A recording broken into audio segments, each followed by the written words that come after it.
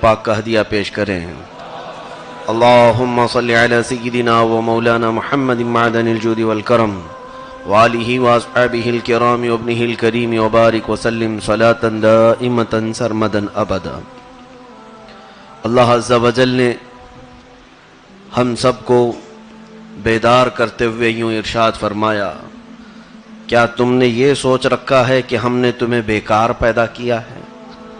افحسبتم، کیا تم یہ گمان کر چکے ہو، انما خلقناکم عبثا، کہ ہم نے تمہیں ایسی ہی بیکار پیدا کیا ہے، وانکم الینا لا ترجعون، اور کیا تم یہ سوچتے ہو کہ تم ہماری طرف نہیں لوٹائے جاؤ گے، کیا تم ہماری طرف نہیں پھیرے جاؤ گے؟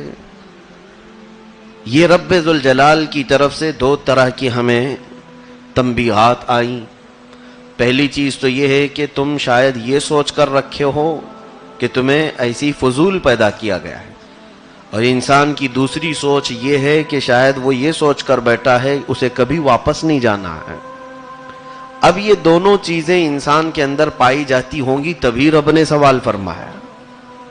رب تبارک و تعالیٰ کا یہ تنبیہن سوال علم کے لیے نہیں۔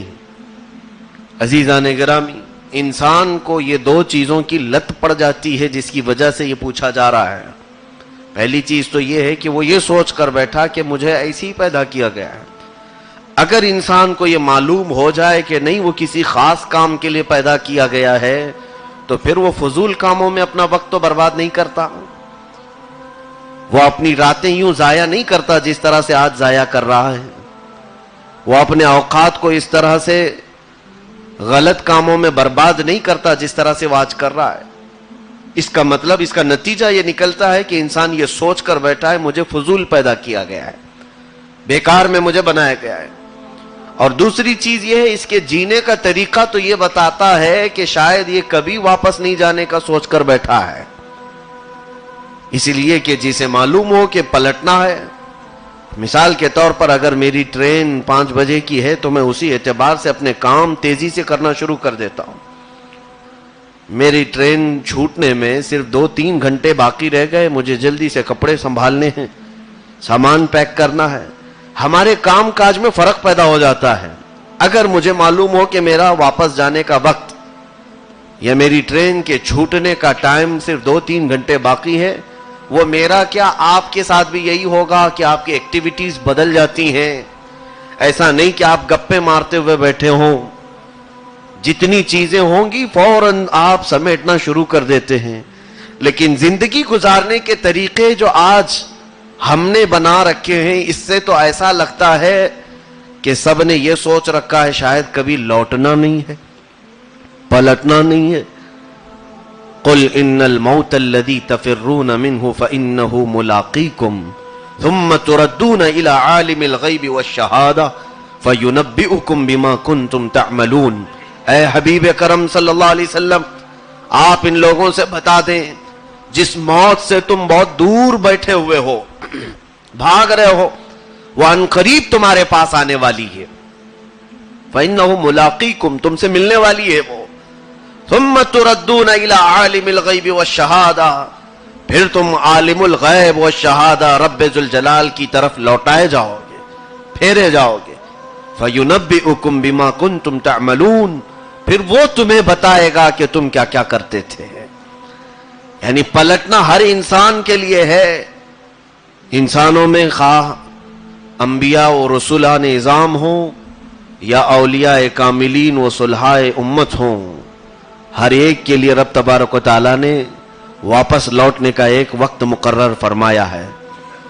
میں حکمت کی باتوں میں سے ایک بڑی اہم بات کو پڑھ رہا تھا۔ ایک بزرگ نے فرمایا ہے کہ انسان 2 قبروں کے بیچ میں زندگی گزار رہا ہے۔ شاید دماغ اس طرف نہیں جاتا جس طرف بہت سارے اولیاء کاملین کی سوچ جاتی ہے۔ 2 قبروں کے بیچ میں زندگی گزار رہا ہے۔ پوچھا گیا 2 قبروں کے بیچ میں کیسی زندگی ہے؟ انہوں نے فرمایا ایک ماں کے پیٹ میں تھا تو بھی وہ اس کی قبر تھی، دنیا میں جتنے جن جیا اس کے بعد جو زمین میں رکھا جائے گا وہ بھی قبر ہے۔ انہی دو قبروں کے بیچ میں اس کی زندگی ہے۔ فرق کیا ہے؟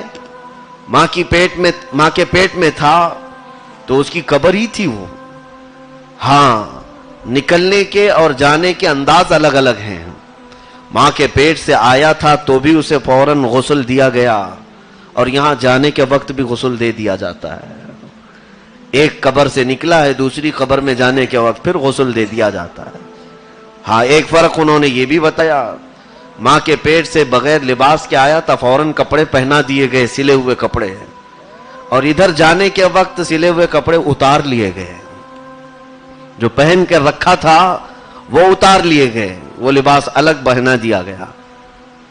اور اس کے علاوہ بہت ساری چیزیں اس بزرگ نے لکھی ہیں جس سے ہماری آنکھیں بہہ پڑتی ہیں۔ عزیزان گرامی وقار، کہ انسان جس طرح سے آج غفلت کا شکار ہے، ہمارے جینے کے طریقے، ہمیں اگر کسی چیز کو اللہ کے نبی صلی اللہ تعالی علیہ وسلم نے چھوڑا ہے بیدار کرنے کے لیے، تو ایک بہت ہی اہم چیز ہے، وہ موت ہے۔ قرآن پاک نے بھی یہ فرمایا، الہاکم التکاثر حتی زرتم المقابر، یہ سورہ کو آخر میں سورہ تکاثر ہے۔ اللہ عز و جل فرماتا الہاکم التکاثر، کثرت نے تمہیں غفلت میں ڈال رکھا ہے۔ کثرت کیا چیز ہے؟ ہر چیز کی اوور خواہش، بہت زیادہ طلب کرنے کی خواہشوں نے تمہیں غافل بنا رکھا ہے۔ کوئی بھی چیز تمہیں تھوڑی موڑی نہیں چاہیے، ہر چیز زیادہ چاہیے، رہنے کے لیے، کھانے کے لیے، سونے کے لیے، جینے کے لیے۔ کسی بھی چیز میں انسان چھوٹی موٹی چیز کو پسند نہیں کرتا، اسے بڑی چیزوں کی خواہش ہے۔ یہ بڑی چیزوں کی خواہشوں نے تمہیں غفلت میں ڈال رکھا ہے۔ اور آگے دوسری آیت میں رب تعالیٰ کیا فرماتا؟ حتی زرتم المقابر، تم اگر قبروں کو ایک بار دیکھ لیتے، حتیٰ کہ تم قبروں کو دیکھ آتے۔ اس کی وجہ کیوں بیان فرمائی رب تعالیٰ نے؟ تم جس طرح سے غافل ہو، جاؤ قبور پر، قبروں پر، کہ ان کے حالات دیکھ کر کیا ہو سکے تو ان سے پوچھ کر کیا ہو۔ اس میں بڑے بڑے طاقتور سورما سوئے ہوئے ہیں، بڑے بڑے پہلوانوں کو زمین کے نیچے دبایا گیا ہے، بڑے بڑے مال والوں کو بغیر کسی روپی اور پیسے کے بھیج دیا گیا ہے۔ بہت ساری چیزیں دنیا والوں نے ان کو خالی کر کے چھوڑ دیا ہے۔ ان کی چیزیں، ان کے جانے کے طور طریقے، ان کے سونے کے طریقے تمہیں غفلت سے بیدار کریں گے۔ لیکن جس کو قبریں بھی بیدار نہیں کرتی تو اس کا مطلب ہے وہ دنیا ہی میں مر چکا ہے۔ بہت سارے ایسے ہیں جنہوں نے بیانات سنے ہیں، قرآن کی تلاوتیں سنی ہے، واعظ و نصیحت سنا ہے، لیکن ان کے کانوں پر جوں تک نہیں رینگتی۔ اس کی وجہ یہ ہے کہ جب دنیا ہی میں انسان جیتے جی مرے ہوئے کی طرح ہو تو پھر اب اور کوئی چیز اسے بیدار نہیں کرتی۔ ہاں ہماری نصیحتیں، واعظ و بیانات اس شخص کو بیدار کرتی ہیں جو غفلت میں سویا ہوا ہے، مرے ہوئے کو کیا بیدار کریں گے؟ یہ انبیاء، اولیاء، صالحین کا کام تو ہو سکتا ہے، ہم جیسوں کا نہیں۔ میرے عزیزو، اللہ عز و جل نے یہ فرمایا کہ تم قبروں کو دیکھ لیتے تو تمہیں بیداری آ جاتی، تمہیں احساس ہوتا کہ یہ کس حال میں یہاں سے گئے ہیں۔ میں چند مثالیں آپ کو عرض کروں، دل دہلا دینے والی چیزیں ہیں۔ اے مسلمانوں، ہمارے پاس وقت کی بہت قلت ہے۔ آپ کو اس بات کا اندازہ نہیں کہ پچھلی امتوں کو اللہ تعالیٰ نے 300 سال کی عمریں دی تھی، 400 سال کی عمریں دی تھی، کسی امت کو 200 سال کی عمریں دی تھی۔ ان کے پاس بہت بڑا وقت تھا، لیکن امت محمدیہ علی صاحبہ الصلاۃ والسلام کو خاص طور پر ایوریج عمر جو دی گئی وہ 60 سال سے 65 سال کے بیچ کی ہے، یا 60 سے 70 سال کے بیچ کی عمر عموماً سب کو دی گئی، جس میں سے 20 سال ہم سو کر کے گزارتے ہیں۔ باقی کی زندگی ہمارے پاس کتنی مختصر سی ہے۔ ان مختصر سی زندگیوں میں ہم نے کتنے خواب بنائے ہیں، کتنے بڑے بڑے منصوبے بنائے ہیں کہ مجھے ابھی کیا کیا بنانا ہے، کتنا پھیلنا ہے، کہاں تک جانا ہے، کیا کیا فتح کرنا ہے۔ اسی مختصر سی زندگی میں اتنے داغ دھبے ہم نے لگا لیے کبھی کبھار مجھے احساس ہوتا ہے شاید وہ 200 سالہ زندگیوں والوں نے وہ گناہ نہیں کیے جو 60 سال زندگی والا کر رہا ہے، اس لیے کہ سارے گناہوں کا مرکز آج تمہارے ہاتھ میں دے دیا گیا، بہت آسانی سے تم آج گناہ کر سکتے ہو۔ پچھلی امتوں کو گناہ کرنے کے لیے کسی خاص مقام پر جانا پڑتا تھا، ارادے کر کے پلاننگ کر کے گناہ کرنے پڑتے تھے، اور یہاں تو گناہ ہماری آنکھ کھولتے ہی ہمارے سامنے موجود ہیں۔ کبھی احساس ہوتا ہے کہ یہ 60 سالہ زندگی بھی ہمارے لیے 500 سال سے زیادہ کے گناہ سمیٹ دیتی ہے۔ اے عزیزان گرامی وقار، میں سیدنا حسن بصری رضی اللہ تعالیٰ عنہ کی ایک بات عرض کروں۔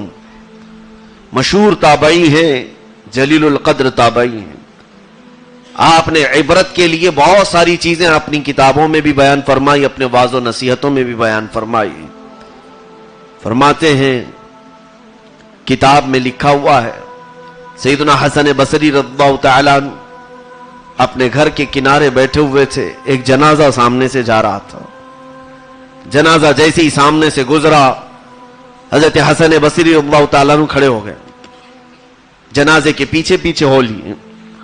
ایک مسلمان کا جنازہ جا رہا ہے تو جہاں تک استطاعت ہے، طاقت ہے، اس کے ساتھ چلنے میں بڑا ثواب ہے۔ حضرت حسن بصری اس کے ساتھ جنازے کے ساتھ چلنے لگے تو اس جنازے کے پیچھے ایک چھوٹی سی بچی بھی چلی جا رہی تھی۔ ادھر حقیقت جنازہ اس بچی کے باپ کا تھا جو جوانی میں چلا گیا تھا اور پیچھے اپنی چھوٹی بچی کو چھوڑ گیا تھا۔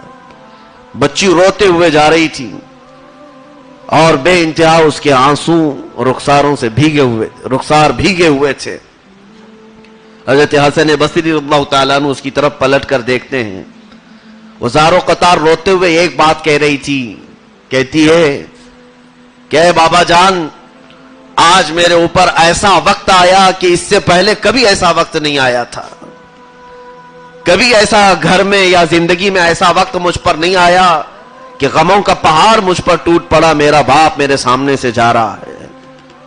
بچی روتے ہوئے جا رہی تھی، امام حسن بصری رضی اللہ تعالیٰ عنہ نے اس کے سر پر ہاتھ رکھا اور فرمایا، بیٹا ایسا مت کہو، یوں کہو کہ میرے باپ پر آج ایسا وقت آیا ہے کہ اس سے پہلے کبھی نہیں آیا تھا۔ تجھ پر نہیں، تیرے باپ پر جو آج وقت آیا ہے موت کا، یہ اس سے پہلے اس پر کبھی نہیں آیا تھا۔ جملے کو بدل دیا آپ نے، محفل میں یا قافلے میں جو تھے ان کو جھنجھوڑ دیا۔ یقیناً انسان کی زندگی میں موت جیسا وقت نہ کبھی آتا ہے نہ کبھی آئے گا۔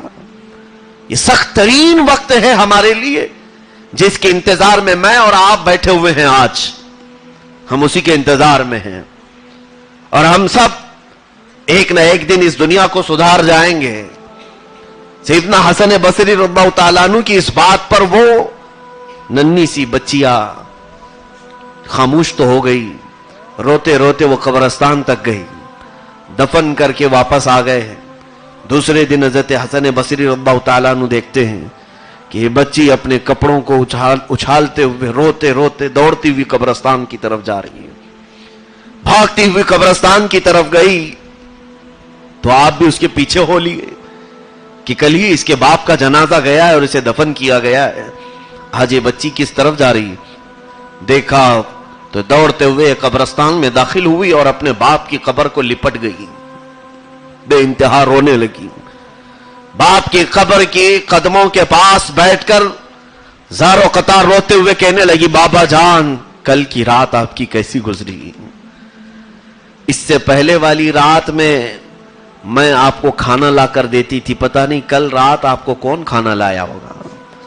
اس سے پہلے والی رات میں ابا جان میرے گھر میں جب آپ تھے میں پانی آپ کو پلاتی، آپ کو کسی چیز کی ضرورت ہوتی تو آپ مجھے بلا لیتے، میں حاضر ہو جاتی، اور یہ قبر کی پہلی رات میں آپ کو جب ضرورت پڑی تو آپ نے کس کو بلایا ہوگا اور کون آپ کی پکار پر آیا ہوگا؟ بابا جان جب تک آپ گھر میں تھے آپ کی ضروریات کے لیے میں ایک قدم پر کھڑی رہتی تھی، یہاں کون آیا ہوگا؟ وہ باتیں کرتی جا رہی تھی قبر کے ساتھ۔ امام حسن بصری پیچھے ایک درخت کی اوٹ میں چھپ کر اس کی باتیں سنتے جا رہے تھے۔ باپ سے وہ بے انتہا محبت کرتی اور زارو قطار روتے ہوئے کہاں کہاں تک وہ کہہ گئی کہ ابا جان مجھے معلوم ہے آپ کو دوائیوں کی ضرورت پڑتی تھی، اب تو دوائیاں ختم ہو گئیں، لیکن اگر درد ہوا ہوگا قبر میں تو کسی نے دوائی دی نہیں ہوگی، کس کو آپ نے بلایا ہوگا، نہ جانے کل کی رات کیسے گزری ہوگی، بستر میں آپ کا جھاڑ دیتی تھی اور میں بچھایا کرتی تھی، کل کی پہلی رات تھی آپ کی قبر میں، کسی نے بستر بچھایا بھی کہ نہیں بچھایا؟ وہ اپنے مرحوم باپ سے روتے ہوئے جب یہ کلام کر رہی تھی تو حضرت امام حسن بصری سے رہا نہ گیا، سامنے آ گئے، اس بچی کو اٹھا لیا۔ توجہ چاہتا ہوں اے عزیزو، امام حسن بصری رضی اللہ تعالیٰ عنہ کی اس بات نے مجھے بے انتہا رونے پر مجبور کر دیا۔ میں پڑھتے پڑھتے میں بھیگ گیا۔ حضرت حسن بصری فرماتے ہیں بچی بیٹا ایسے مت بات کرو اپنے باپ سے کہ کل کی رات کیسے گزری، میں کھانا کھلاتی تھی پہلے، اب کون کھلایا، میں پانی لا کر دیتی تھی اب کون پلایا، میں بستر بچھاتی تھی اب کون بچھایا۔ نہیں، اب اپنے ابا سے یوں پوچھو، اے ابا ہم نے پاک صاف کفن دیا تھا، اب تک وہ باقی ہے یا نہیں؟ یہ پوچھو اپنے باپ سے کہ ہم نے کفن بہت صاف ستھرا آپ کو پہنایا تھا، وہ کفن اب تک برقرار ہے بھی کہ نہیں ہے؟ یہ پوچھو اپنے ابا سے، اے بابا جان ہم نے آپ کو غسل دیا تھا، وہ جسم اب تک صحیح سلامت ہے یا کیڑوں کی غذا بنا دی گئی؟ اپنے ابا سے پوچھو کل میں سرما لگا کر بھیجی تھی، کہیں ان آنکھوں میں پیپ تو نہیں آ گیا؟ آج اپنے باپ سے یہ پوچھو، ہم نے نہلا کر کے صاف ستھرے آپ کو بال بنائے تھے، کہیں ان بالوں میں رب ذوالجلال کی طرف سے بچھو تو نہیں چھوڑ دیے گئے؟ اپنے باپ سے یہ پوچھو، علماء سے ہم نے سنا ہے ابا جان کہ مردے کا کفن بھی ختم کر دیا جاتا ہے، کہیں ایسا تو نہیں کہ ہمارا دیا ہوا کفن بھی آپ کو نکال دیا گیا ہو اور آپ کو بے ابرو کر دیا گیا ہو؟ اس لیے کہ سنا ہے جس نے دنیا میں اپنے لباس کا خیال نہیں کیا اسے قبر میں بھی اور حشر میں بھی بے عزت و ذلیل کر دیا جائے گا۔ اپنے باپ سے یہ پوچھو کہ ابا جان تمہارے رخسار صحیح سلامت ہیں یا نہیں، تمہاری زبان سلامت ہے یا نہیں؟ کھانا پینا تو دنیا میں ختم ہو گیا، بچی اب یہ پوچھو کہ رب نے ان کے ساتھ کیا معاملہ فرمایا۔ بیٹا باپ سے یہ پوچھو کہ نکیرین کس طرح سے آئے تھے، قبر کو کس طرح سے کھولے تھے، سوالات کس طرح سے کیے تھے۔ کہتے کہتے کہتے امام حسن بصری رضی اللہ تعالیٰ عنہ غش کھا کر گر پڑے، بے ہوش ہو کر گر پڑے۔ قبرستان سے پھر آپ کو اٹھا کر کے لایا گیا۔ ان تمام چیزوں میں اے میرے عزیزوں کیا یہ عبرت کی بات نہیں ہے؟ یقیناً ہماری قبر کی وہ پہلی رات جو ہماری زندگی میں کبھی ایسا وقت نہ آیا ہوگا وہ وقت لے کر آنے والی ہے۔ رب تعالیٰ فرماتا ہے قرآن پاک میں وَلَوْ تَرَىٰ إِذْ يَتَوَفَّى الَّذِينَ كَفَرُوا الْمَلَائِكَةَ يَضْرِبُونَ وُجُوهَهُمْ وَأَدْبَارَهُمْ، اے کاش تم فرشتوں کو دیکھتے کہ وہ روح کیسے نکالتے ہیں۔ قرآن میں اللہ فرماتا ہے اے کاش تم اگر یہ دیکھ سکتے کہ فرشتے روح کیسے نکالتے ہیں۔ یضربون وجوہہم وادبارہم، پہلے ان کے منہ پر مارتے ہیں پھر پیٹھ پہ بھی مارتے ہیں۔ قرآن کے الفاظ میں بتا رہا ہوں، کہتے ہیں حدیث سنو، حدیث پاک سنو، جب کافر کی یا بدبخت کی گنہگار کی روح نکالنے کے لیے فرشتوں کی جماعت آتی ہے اور اس سے کہتے ہیں اخرجی ایتھا النفس الخبیثہ فی الاجساد الخبیثہ، اے بری جان برے جسم میں جو سرایت کر گئی تھی باہر نکلا۔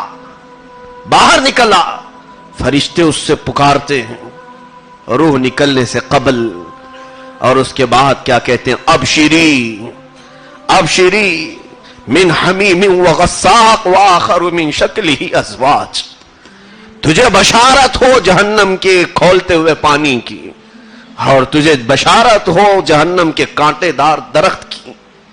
آجا باہر، آجا نکل جا۔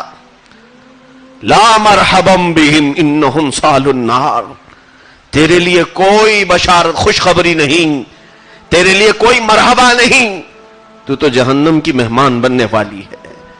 اور اس کے بعد روح کو نکالنا یہ الگ عذاب ہے، اور کافر کا یا ایک گنہگار کا صرف ملک الموت کو دیکھنا ایک الگ عذاب ہے.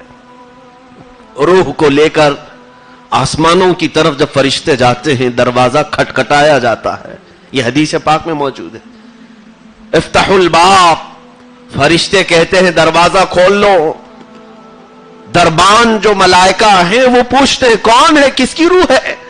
کہتے ہیں یہ فلاں ہے، فلاں کا بیٹا تھا، یا فلاں ہے، یہ فلاں کی بیٹی ہے، اس کو لایا گیا ہے. وہیں سے پہلے آسمان کے فرشتے دیکھتے ہیں اور کہتے ہیں ھذا النفس الخبیثہ فی الجسد الخبیث، یہ بری جان لے آئے ہو جو برے جسم میں تھا، جو رب تبارک و تعالیٰ کی زمین کو لال کر کے آیا ہے، جو رب تبارک و تعالیٰ کی کائنات میں اپنے گناہوں کے دھبے چھوڑ آیا ہے. لا فتح اللہ علیکم، اللہ کی طرف سے آج تمہارے لیے کوئی دروازہ نہ کھلے گا، واپس اسے لے جاؤ. یہاں تک کہ ملائکہ اس کی روح کو بھٹکتے ہوئے طور پر غلیظ جگہوں پر چھوڑ جاتے ہیں. یہ حدیث پاک میں ہے. اور پھر نیک بندے کی روح نکالنے کے وقت بھی اللہ کے نبی صلی اللہ علیہ وسلم نے فرمایا ملک الموت خوبصورت لباس میں اپنی جماعت کے ساتھ حاضر ہوتے ہیں، اور پاکیزہ طبیعت والا نیکوکار بندہ اس کے سرانے پر بیٹھ کر کہتے ہیں ایتھا النفس المطمئنہ، اے پاکیزہ جان کے مالک، اخرجی اخرجی وابشری من روضۃ وریحان ولا غضب من الرحمن، باہر آجا، تیرے لیے بشارت ہے کہ ساری جنت سجائی گئی ہے. روضۃ وریحان، ریحان پھولوں سے آج تیرے لیے سجایا گیا ہے، باہر آجا. اور آج تیرے لیے رب کا کوئی غضب بھی نہیں ہے. لا غضب من الرحمن، رحمان کا کوئی غضب آج تجھ پر نہیں ہے، باہر آجا. ارجعی الی ربک راضیۃ مرضیہ، اپنے رب کی طرف راضی ہو کر کے آجا، خوشی خوشی آجا. اس کی روح کو مخمل میں چھپا کر ایک خوبصورت تشتری میں لے کر فرشتے ملأ الاعلیٰ کے پاس پہنچتے ہیں. اور جب آسمان کا دروازہ کھٹکھٹایا جاتا ہے اور فرشتے کہتے ہیں فلاں کا بیٹا یا فلاں کی بیٹی آج اس کی روح لائی گئی ہے، پہلے آسمان کے فرشتے کہتے ہیں النفس الحمیدہ فی الجسد الحمید، پاکیزہ جان ہے اور پاکیزہ جسم میں تھی، اس کے لیے دروازے کھولے جائیں. دروازہ ایک نہیں، دوسرے، تیسرے، چوتھے، پانچویں، چھٹے، ساتوں آسمان کے دروازے کھولے گئے. حتیٰ کہ یہ پاکیزہ جان، یہ گناہگار نہیں، نیکوکار طبیعت کی روح ساتویں آسمان کے اوپر بھی عرش اعلیٰ کے نیچے مسکن بنا کر رہتی ہے. یہاں تک کہ رب تعالیٰ فرماتا ہے کہ اب تجھے جنت کے دروازے کھلنے تک میرے اسی جلو میں، میری اس رحمت کے سائے میں جگہ دی جاتی ہے. تیرے لیے اب کوئی انتظار نہیں، تیرے لیے خوشیاں ہیں. اے عزیزان گرامی، یہ دو طرح کی چیزیں حدیث پاک میں ملتی ہیں. واللہ عالم بالصواب، اللہ بہتر جانتا ہے کہ ہمارا شمار کون سی جماعت میں ہے. اللہ ہی بہتر جانتا ہے کہ ہمیں کون سے ملائکہ روح نکالنے کے لیے آنے والے ہیں، عذاب کے یا رحمت کے. ملک الموت کس کو اپنے ساتھ لے کر آنے والے ہیں. حتیٰ کہ قرآن پاک کی آیتیں پڑھتے پڑھتے یہاں تک میں رک گیا.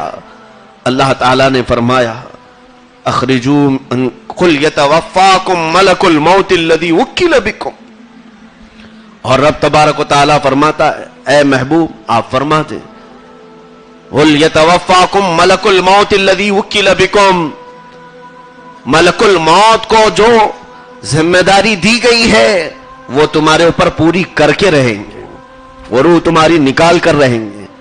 اور جب یہ کہیں گے اخرجو، نکل آؤ باہر، تو بعضوں کی روح چھٹپٹاتی ہے، اعضاء میں جو سرایت کر گئی ہے نکلنے سے پہلے بے قرار ہوتی ہے، اور رب تعالیٰ کے حضور یہ کہنے لگتی ہیں اے رب ذوالجلال تھوڑی سی مہلت دے تھے، رب ارجعون، اے اللہ مجھے لوٹا دے، واپس تھوڑی دیر کے لیے لوٹا دے، لعلی اعمل صالحا فیما ترکت، میں تھوڑی نیکیاں کر کے پھر آ جاؤں گا، میں تھوڑی سی اچھائیاں کر کے آ جاؤں گا. ارجعو اے مولا مجھے لوٹانے کا حکم تو دے دے. اور یہاں تک کہ کافر بھی کہے گا میں ایمان لے کر کیا چاہوں گا. روح نکلنے کے وقت ہر ایک کی یہ کیفیت ہوگی.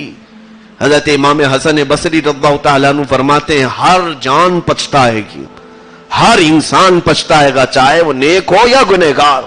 کہا کیسے؟ کہا نیک اس بات پر پچھتائے گا کہ زیادہ کیوں نہیں کر سکا, اور گنہگار اس لیے پچھتایا کہ میں گناہ کیوں کیا, آج مجھے بھگتنا پڑ رہا ہے, جھیلنا پڑ رہا ہے. عزیزان گرامی, مجھے ایک بات یاد آتی ہے. چند سالوں پہلے, یہ بہت پرانا کوئی واقعہ نہیں ہے, لاہور میں پاکستان میں ایک بزرگ نے اس واقعے کو روایت میں بیان فرمایا کہ مسجد میں ایک شخص ایسا آیا تھا کہ وہ سب سے کہہ رہا تھا کہ میری تھوڑی سی تقریر سن لو, میرا بیان سن لو. تو لوگ کہاں کس کا بیان سننے کے لیے بیٹھتے ہیں نمازوں کے بعد. اس بزرگ نے لوگوں کو بٹھایا کہ اس کا واقعہ حقیقت کا ہے, ذرا سن کے چلے جانا. جب امام کی گرجدار آواز آئی تو لوگ بیٹھ گئے, ورنہ کس کا کون سنتے ہیں. دیکھنے میں ایک فقیر آدمی دکھ رہا تھا جو آیا ہوا ہے. وہ کھڑا ہوا اور کہا اے میرے دوستو, میں اپنی زندگی کی حقیقت بتانے تمہارے سامنے آیا ہوں, میں اپنی زندگی کی ایک حقیقت تمہیں سنانے کے لیے آیا ہوں. اے میرے عزیزو, اس واقعے کو صرف میں اس لیے نقل کر رہا ہوں شاید ہمارے بچوں کو عبرت مل جائے. وہ فقیر کھڑا ہوا جس کا چہرہ دیکھنے میں لگ رہا تھا کہ کوئی مفلس اور غریب آدمی, کھڑے ہو کر کے اس نے بیان کرنا شروع کیا کہ میں بکریاں چرایا کرتا تھا. آج سے چند دنوں پہلے یا چند مہینوں یا سالوں پہلے بکریاں لے کر میں جنگل کی طرف پہنچا.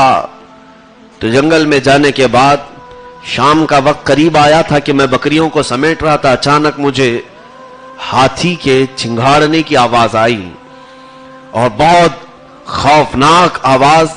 ایسا لگ رہا تھا کہ شاید کوئی ہاتھی پاگل ہو گیا ہے, کوئی ہاتھی سرکش ہو گیا ہے. وہ درختوں کو ٹکر مارتے ہوئے, دھم دھم کی آواز کرتے ہوئے تیزی سے دوڑتا آ رہا تھا.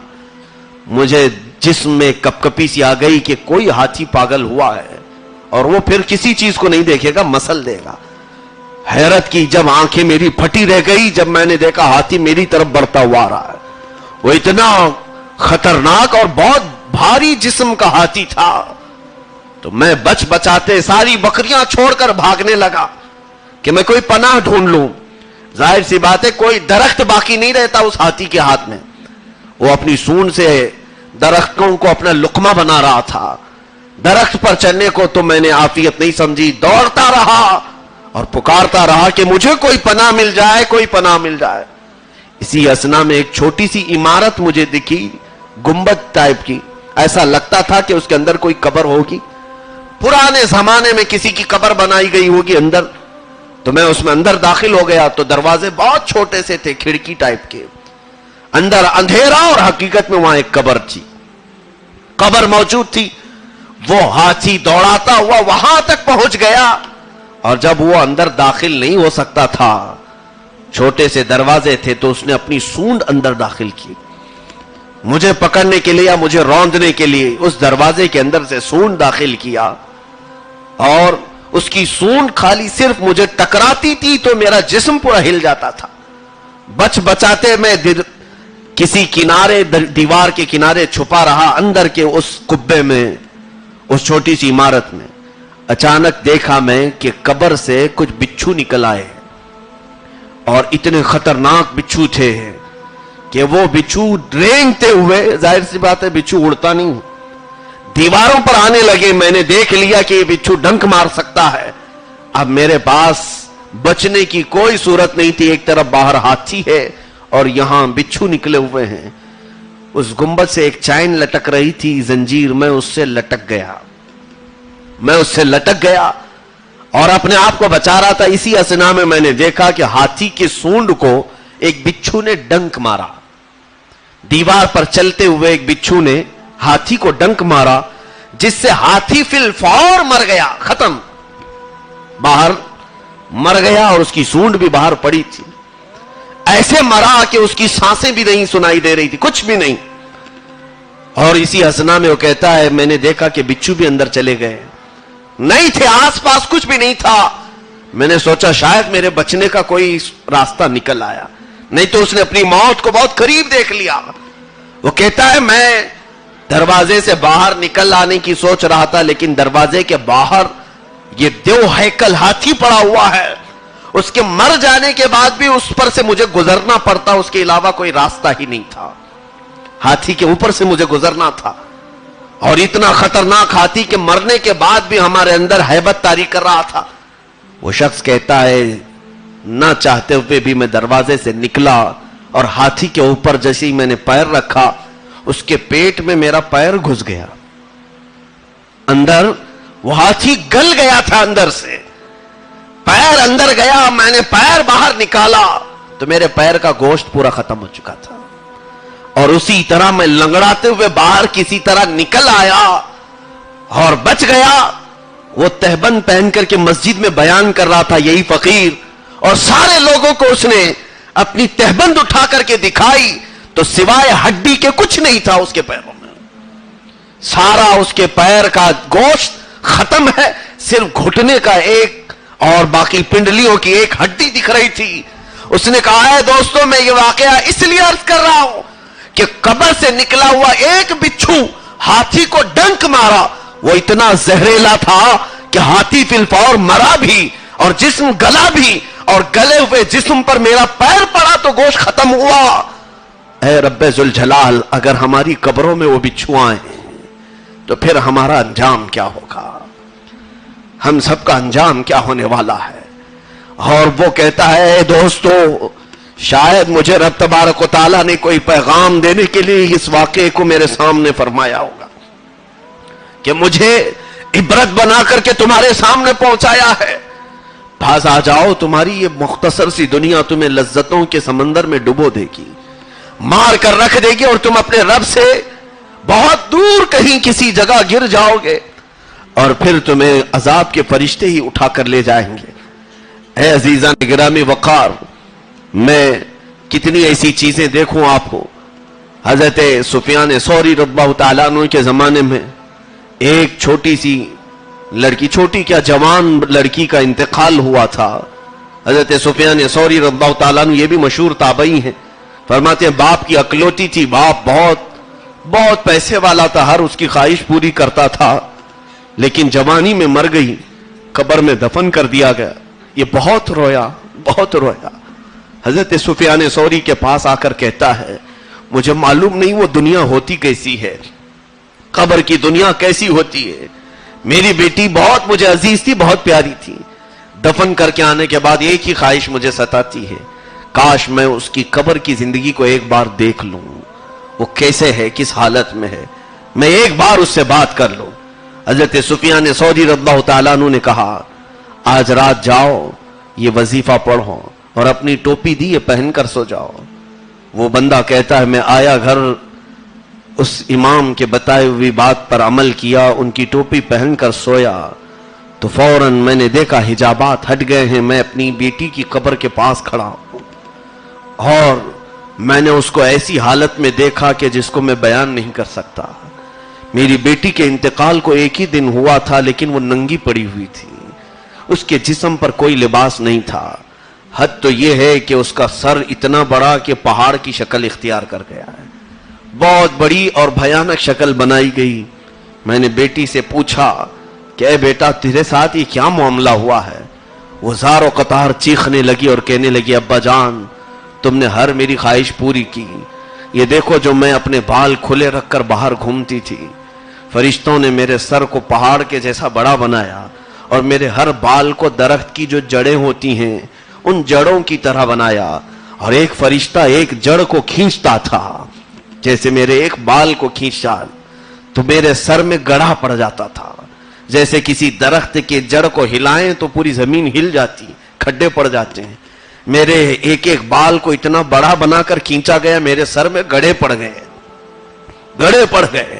اور ایک فرشتہ آیا، میرے لبوں کو، میرے ہونٹوں کو دیکھ کر کہ میں رنگ لگایا کرتی تھی، اس کو اس فرشتے نے آگ کی کینچی سے کاٹ دیا. آپ دیکھیں کہ صرف میرے دانت دکھ رہے ہیں اور کچھ بھی نہیں دکھ رہا ہے. میرے جسم پر اب ہونٹ نہیں ہے، میرے چہرے پر صرف میرے دانت نظر آ رہے ہیں. وہ کہتی جا رہی تھی کہ میرے جسم کو میں نمائش کے لیے تیار کرتی تھی، میں لوگوں کو دکھانے کے لیے، زیب و زینت کے لیے تیار کرتی تھی. ابا جان، کچھ ایسے فرشتے آئے جنہوں نے میرے کفن کو بھی ہٹا دیا اور مجھے دوزخ کا لباس سب سے پہلے پہنایا گیا. اس دوزخ کے لباس کو پہنتے ہی میرا جسم پیپ کی شکل اختیار کر گیا اور اتنا گلا کہ ایسا لگتا کہ اب کسی گٹر میں ڈال دیا جائے تو میرا جسم بہہ جائے گا. لیکن اچانک ایک فرشتہ پھر آیا اور کہا رب کا حکم ہے کہ اس کا جسم دوبارہ بنایا جائے، اس کو پھر سے دوسری چمڑی پہنائی جائے. یہاں تک کہ مجھے پھر دوسری چمڑی پہنائی گئی. یہ عذاب کل کی رات مجھے کئی ہزار مرتبہ دیا گیا ہے. ایک رات میں کئی ہزار مرتبہ مجھے چمڑیاں پہنائی گئی، کئی مرتبہ جسم بدلے گئے اور صبح تک وہی ہوتا آیا ہے. میرے ناخنوں کو کھینچا گیا ہے، میری آنکھوں میں سلائیاں ڈالی گئی ہیں. اے میرے باپ، یہاں کا ایک پل ایک صدی سے بڑا ہے، یہاں کا ایک منٹ 100 سال سے بھی زیادہ لمبا ہے. آپ شاید مجھے کچھ قرآن پڑھایا ہوتا، آپ نے کچھ مجھے اللہ اس کے رسول کی باتیں سکھائی ہوتی تو میں ان ملائکہ کو کوئی تو بات کہہ کر کے بچ جاتی. یہ بار بار مجھ سے سوال کرتے ہیں اور میرے پاس ان کے سوالوں کا کوئی جواب نہیں ہوتا. وہ باپ سنتا رہا یہاں تک کہ جب اس کی نیند بیدار ہوئی تو اس نے دیکھا کہ اس کا جسم پورا ہل رہا ہے. عزیزان گرامی، حضرت سفیان ثوری رضی اللہ تعالیٰ عنہ کے دربار میں حاضر ہوا اور کہا میں نے وہ کچھ دیکھا جس کے بعد اب دنیا میں کسی چیز کی لذت باقی نہیں رہ گئی. اب یہاں کا میٹھا میٹھا نہیں لگتا ہے، یہاں کا نمکین نمکین نہیں لگتا ہے، حتیٰ کہ مجھے اب پانی بھی یہاں کا زہر لگنے لگا ہے. میں نے دودھ کو بھی دیکھا تو یہ مجھے شراب لگنے لگ گیا ہے. دنیا کی ہر چیز سے میری تمام چیزیں اٹھ گئی ہیں. اے میرے عزیزو، آج یہ تمام باتیں صرف میں اس لیے عرض کر رہا ہوں، کیا ہم نے جینے کے آج طریقے ایسے بنا نہیں رکھے ہیں؟ یاد رکھو کہ تمہیں بھی اور مجھے بھی اور سب کو بھی اللہ کے نبی صلی اللہ تعالیٰ علیہ وسلم کے سامنے کھڑا کیا جانا ہے. ہمارے ہاتھ میں بہت بڑی لمبی کتاب دی جائے گی جسے سب کو پڑھ کر سنانا ہے. اس دن تم چیخ کر کے کہو گے لا یغادر ھذا ما لھذا الکتاب لا یغادر صغیرۃ ولا کبیرۃ الا احصاھا. یہ کتاب کیسی میرے ہاتھ میں دے دی گئی کہ اس میں کوئی چھوٹی چیز بھی نہیں چھوڑی، کوئی بڑی چیز بھی نہیں چھوڑی، سب لکھ دیا گیا ہے. پھر وہ دن بھی آئے گا، ہم سب کپ کپاتے ہوئے رب تعالیٰ کے حضور چیخیں گے، روئیں گے، اور اس وقت یہ رب تعالیٰ کی طرف سے ندا آئے گی.